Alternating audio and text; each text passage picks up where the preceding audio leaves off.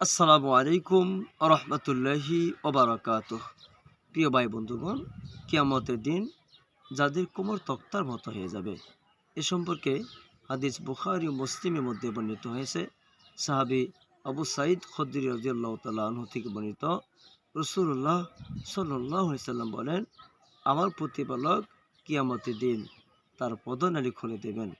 তখন প্রত্যেক মুমিন নরনারী সাজদায় পতিত হবে।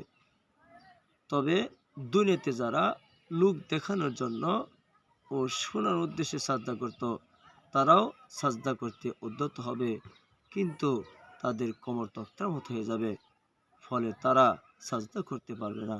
আস্তাগফিরুল্লাহ। প্রিয় ভাই বন্ধুগণ, আল্লাহ তাআলা আমাদের সবাইকে আল্লাহ তাআলার সন্তুষ্ট অর্জনের জন্য সালাত আদায় করার তৌফিক দান করেন। আল্লাহুম্মা আমিন।